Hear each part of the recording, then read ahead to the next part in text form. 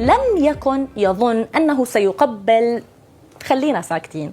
ولكن استمعوا إلى ما قاله ترامب في حديثه الذي أشعل الجدل عن ولي العهد السعودي محمد بن سلمان على ما يبدو. A short time ago we were together and he looked at me and he said, you know, it's amazing. 1 year ago you were a dead country.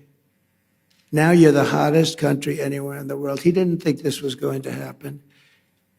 He didn't think he'd be kissing my ass. He really didn't. He thought he'd be just another American president that was a loser, where the country was going downhill. But now he has to be nice to me.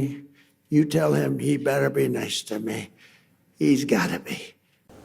كلام ترامب هذا جزء من حديثه خلال قمة مبادرة مستقبل الاستثمار يوم الجمعة الماضي في ميامي بيتش بفلوريدا، والتي نظمها معهد مبادرة مستقبل الاستثمار الممول من قبل صندوق الاستثمارات العامة السعودي.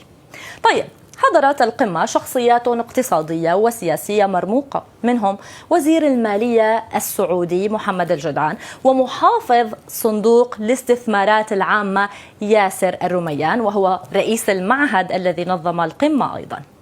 طبعا مشاهدينا، ذلك الجزء من كلام ترامب تحديدا أثار جدلا واسعا، رغم أن ترامب مدح أيضا الملك سلمان وتكلم عن علاقته معه عندما زار المملكة. I also love the king of Saudi Arabia. What a man he is. When I was there, we bonded.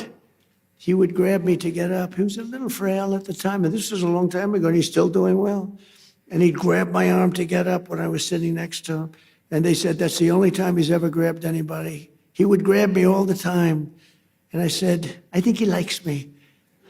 And he did like me, and he still likes me. And he's a great man, and say hello to him. He's a great guy with a great son. التفاعل مع كلام ترامب عن محمد بن سلمان كان كبيرا على وسائل التواصل، وبينما عبر البعض عن استيائهم حلل البعض الآخر الكلام، في حين لم يصدر أي رد سعودي رسمي. خالد المطيري يقول مشاهدينا: التصريحات المنسوبة لترامب إسفاف سياسي لا يعبر عن واقع العلاقات السعودية الأمريكية. المملكة دولة ذات سيادة وقرارها مستقل ولا يمكن اختزاله في عبارات مبتذلة أو ادعاءات شخصية. أما إبراهيم نجار فيقول: تهجم ترامب بهذا الشكل تعبير عن استيائه من الأمير محمد بن سلمان، وهذا يعني أن الأمير ليس تابع له بكل ما يريد، وهذه تحسب للأمير وليس عليه.